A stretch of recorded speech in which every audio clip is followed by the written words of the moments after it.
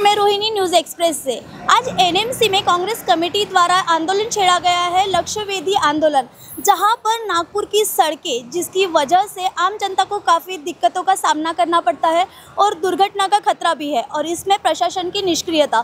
इसी के चलते कांग्रेस कमेटी अध्यक्ष केतन ठाकरे जी ने इस आंदोलन का नियोजन किया, जिसमें आम नागरिक अलग अलग जगहों से आए हैं और यहाँ पर उन्होंने जगह जगह की सड़कों के खड्डों का स्टैंडी लेकर यहाँ पर प्रदर्शन किया है। तो आइए जानते हैं केतन ठाकरे जी से इस आंदोलन के प्रति उनकी क्या राय है और यहाँ के नागरिकों का क्या कहना है। आज आपल्या नागपूरच्या रस्त्यांची स्थिती सगळ्यांना माहिती आहे। खड्ड्यामध्ये रस्त्यामध्ये किती समजत नाहीये, अधिकाऱ्यांना रस्त्यावर जाऊन स्थिती पाहण्याचा वेळ नाहीये।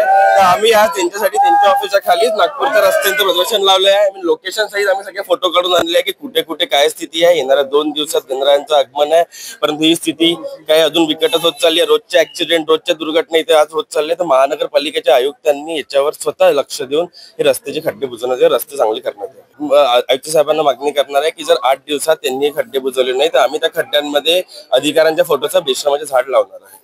याच्याशिवाय नागरिकांना काही पर्याय नाहीये। नुसते निवेदन, नुसते तक्रारी देऊन सुद्धा काहीच होत नाहीये। मागच्या 2-3 महिन्यांपासून नागरिक तक्रारी देतात आहे, आमच्या कार्यकर्ते तक्रारी देतात आहे, आम्ही स्वतः तक्रारी देतात, तरी कोणी येऊन कोणाकडेच वेळ नाही इकडे येऊन नागपूरच्या रस्त्यांची हालत